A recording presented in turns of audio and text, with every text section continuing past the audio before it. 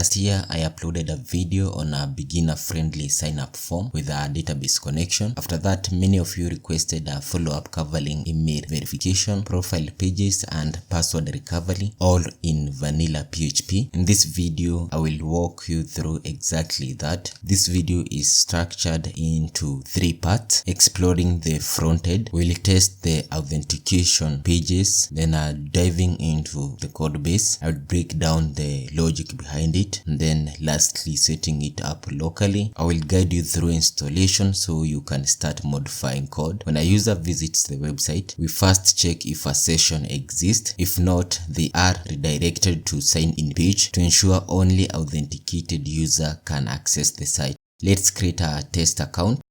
I will use my test email since I will be receiving a verification code. Next, enter a password and confirm it. Once verification code is successfully sent, user is redirected to email verification page to complete verification process. I have received verification code. Simply copy and enter it on the email verification page. If user has not received the code, they can request a new one. Once user verifies their email address, they will be redirected to login page. User can log in using email and password they set during registration. If they forget their password, there's also a password reset functionality to help them regain access to their account. Enter email address of a registered account and request a password reset. A verification code has been sent because we need to confirm email before allowing a password change. I will enter received code and verify email. Now I can enter a new password, confirm it, and click reset. I will log in using new password and email. User logs in, a session is created, and they are redirected to home page. When you click on profile, you will be redirected to profile page where you can update your username, change your password, or delete your account. For example, you can update the name to Francis Tech, click update, and name will be updated. The same process applies to updating password. Enter your current password, then input and confirm your new password and click update to apply the changes. If you choose to delete your account, logged in user account will be permanently removed and you will be redirected to sign in page. And if you try to log in again, you won't be able because account has been deleted. Let's dive into code base to break down the logic behind this functionality. I will be explaining how everything works, making it easier for you to integrate this authentication system into your existing project. I have organized our PHP files into folders to improve manageability and make it easier to locate each file based on its functionality. This is a recommended practice for keeping our code clean and structured. I will start with .ht access file. It ensures our project has a single entry point by redirecting all requests to index.php except when requested file or directory already exists. Helps in achieving clean URLs by removing .php extension. Our index.php file serves as the project entry point. It starts session, loads dependencies via autoload.php, and initialize routing by calling run method from app router class. This ensures all requests are properly handled. Composer.json file manages our project dependencies, Brahma's router for handling routes, php.env for managing environment variables, Valitron for input validation, PHmailer for sending emails, and Nesbot Carbon for working with server time. I have set autoloading using PSR4, ensuring our namespace match the appropriate folders. This keeps our project organized and enables automatic class loading. env file holds essential configuration including database settings like database name and credentials and email settings. I have removed my actual data, but I will show you how to set them up later in this video. Most front-end HTML files are in pages folder. Auth folder contains authentication pages, mostly HTML with some PHP. Email template stores the the email template used for sending verification codes. User holds user-specific files including profile page. Home.php serves as the main home page. Utils folder contains our helper class, which provides reusable methods for the project. I structured it this way for easy access across the application. There are more functions than I initially expected, but I have added @param and @return annotations. This way, when you hover over a method in the code, you will see a brief description of its purpose and expected input/outputs. Database folder contains SQL file, a file you can import into your database. Migrate.php learns all migration classes in the migrations folder to create the necessary tables. I will explain this during our setup. Core folder holds crucial files that ensure our app runs smoothly. App.router.php manages routing and handles GET POST requests using Brahma's router. For home route, we load pages home.php and apply require auth middleware to ensure only logged in user can access it. For authentication routes, we use guest only middleware to prevent logged in users from accessing login or sign up pages. Post routes are mapped to the appropriate backend controllers for handling requests. For our 4.4 error, we simply echo 4.4 page not found.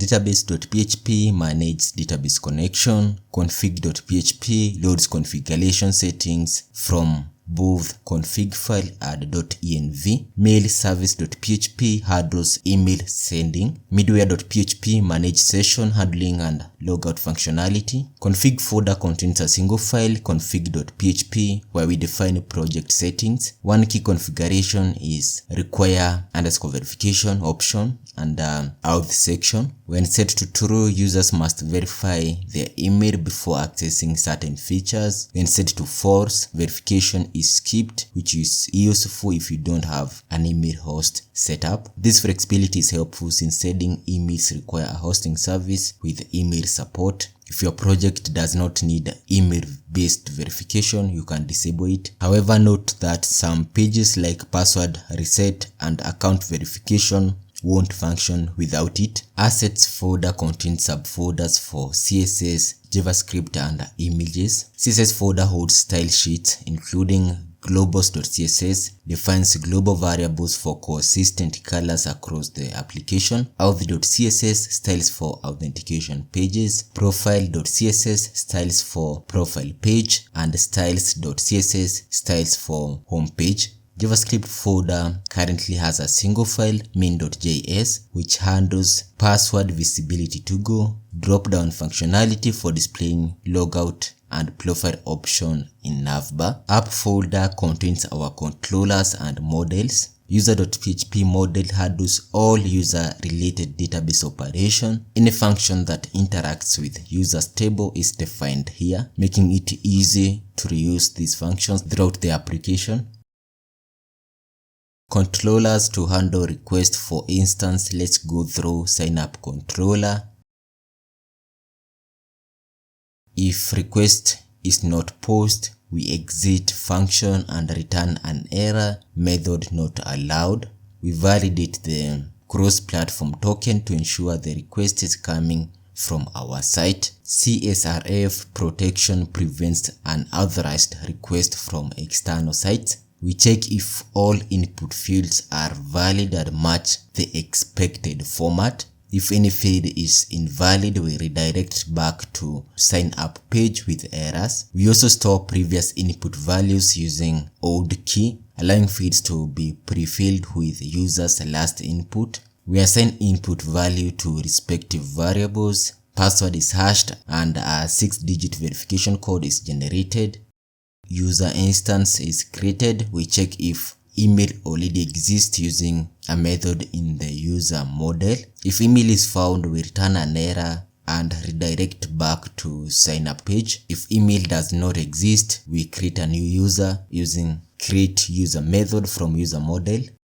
Using config class, we check if require verification is true. If true, an email is sent with the verification code. Email template is loaded using file get content. Verification code placeholder is replaced with generated code. If email is sent successful, user is redirected to email verification page. If require verification is false, user is redirected directly to sign in page. Sign in process, we ensure the request is post, verify CSRF token for security, validate user input. If validation fails, we redirect back to sign in page with an error message. Create a new user instance, use find by email to check if email exists. If no user is found, return an error. Compare entered password with hashed password in the database using password verify. If password matches, store user session data including an encrypted email used for secure updates. If remember me is checked, set a persistent login cookie, redirect user to home page. If password does not match, redirect back to sign in with an error message. I have included a link in the description to project repository where you can access source code. Before running the project, ensure you meet two key requirements. Ensure you have a local server environment. You can use XAMPP, WAMP or Lalagon depending on your preference. In this example, I will be using XAMPP. You can download it from official Apache website. Also ensure you have Composer installed. This is PHP package manager and you need to have it installed to manage dependencies. You can either clone the repository or download it as a zip file. I will be downloading it as a zip file. I will extract the code into htdocs folder inside XAMPP directory. Make sure you extract it there as well. I will rename folder to PHP starter as we will use this name to access project in the browser. I will open PHP starter folder in my code editor. Now we need to start XAMPP server. Search for XAMPP control panel, then enable both Apache and MySQL. Next, open a browser and visit localhost to access XAMPP dashboard. From there, go to phpMyAdmin and create a new database. I will name it PHP starter. Back in our code base, we need to update .env file with our database setting. DB host set to localhost. DB name, use database name we just created, PHP starter. DB user set as root. DB pass, leave it empty since XAMPP uses no password by default. For email setting, you can configure them using the details provided by your email service provider. With that setup complete, we can now install a required package by running composer install. This will install all dependencies inside vendor folder.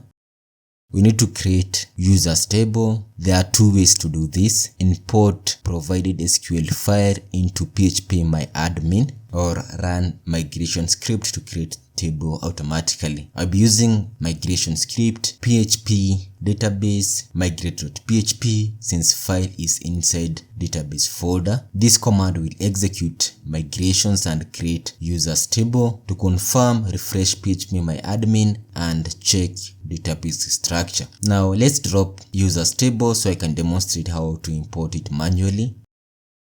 To do this, we run same migration command but with down flag.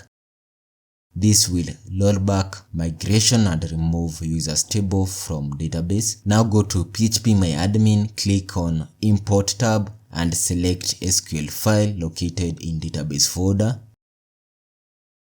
Finally, click import button to execute script. With that, our database is set up and ready to use. You can now visit your site by going to localhost/php starter in your browser. Make sure folder name matches the one where your code base is located. If everything is set up correctly, your site should be up and running. If you have any questions, drop a comment. If you need assistance with a project, you can reach out through my portfolio link in the description. If you found this video helpful, like it to help more people find it. And if you haven't already, subscribe. It really means a lot to me. Thanks for watching.